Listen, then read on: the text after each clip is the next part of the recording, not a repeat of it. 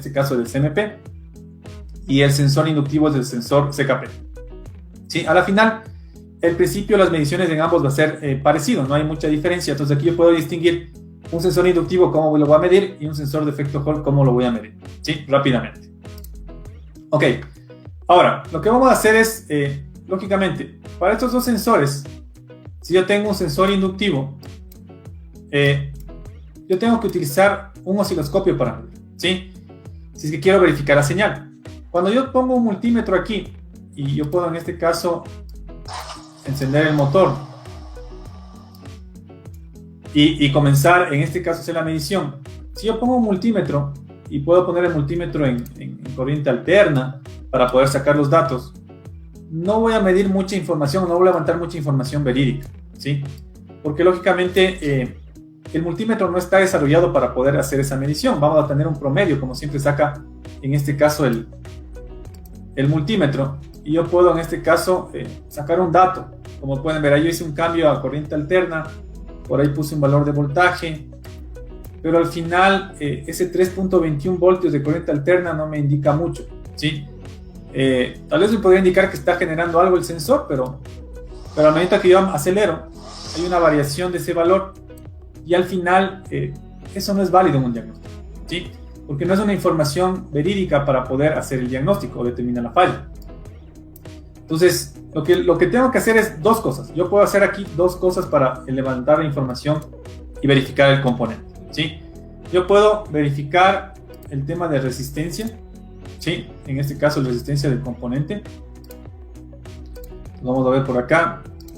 Y básicamente ella misma pregunta, bueno, ¿y cuáles son los valores genéricos? Bueno, pueden variar los valores de sensor a sensor, de marca a marca, pero al final, si hay valores, en este caso, ¿qué sería? Generales, se podría decir, para poder medir, ¿no? Entonces, miren, aquí yo estoy en las características del simulador específicamente, y aquí puedo ver el tema de la resistencia, ¿sí? La resistencia me indica que debe estar en el orden de 200 ohmios. Entonces yo puedo en este caso ir al componente y verificar la resistencia que esté dentro de ese rango, ¿sí? Vamos a ver por acá. Y por ahí está, ¿no? Sí. El tema de 200 me da muy, muy cerrado y tengo que subir la escala a 2K para que me dé 0.200. Entonces estamos hablando de 200 ohmios, ¿sí? Ok, entonces yo puedo hacer una verificación del componente en el tema de resistencia para ver si es que la resistencia está dentro del rango.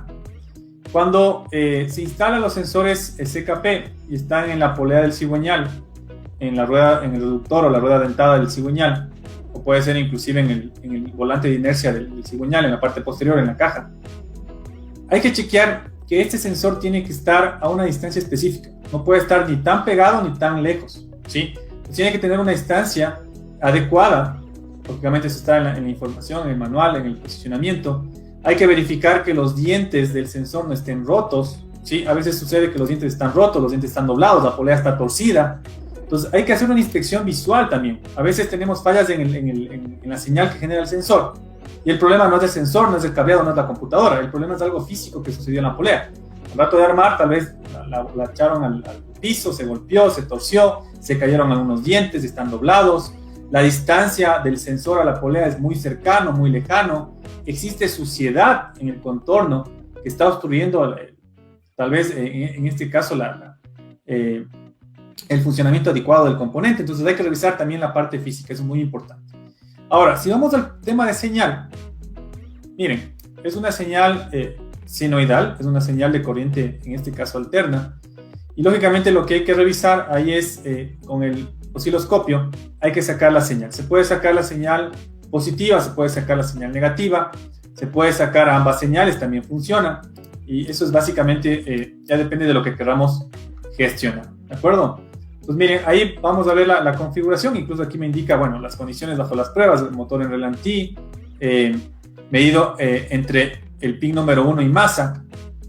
Entonces ahí podemos justamente sacar la señal y poder validar si es que el sensor está funcionando adecuadamente, ¿sí? Como les dije, con el multímetro se puede sacar valores de voltaje, pero a la final eso no es concluyente, no es una una reparación o una verificación, en este caso válida, ¿sí? Porque el multímetro saca valores promedios y eso no nos sirve realmente en el diagnóstico como tal, ¿de acuerdo?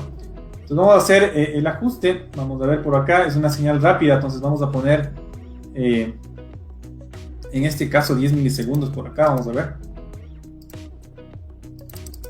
para poder sacar. Recuerden que la configuración del osciloscopio, si bien es cierto, nosotros tenemos parámetros referenciales. Por ejemplo, aquí me indica que la configuración para poder ver mejor la gráfica sería 2 voltios por división, y en este caso 2 milisegundos por división, ¿sí? Pero lo que ustedes tienen que tener siempre presente es que lo que nos interesa aquí es que la onda salga lo más clara posible, ¿sí? Que salga bien. Entonces yo puedo en este caso ir variando los parámetros para que me indique y me permita visualizar de mejor manera la señal, ¿sí? Entonces puedo en este caso mover un poco el trigger para que se pare la señal, y me da básicamente una señal bastante parecida a lo que estamos viendo, ¿sí?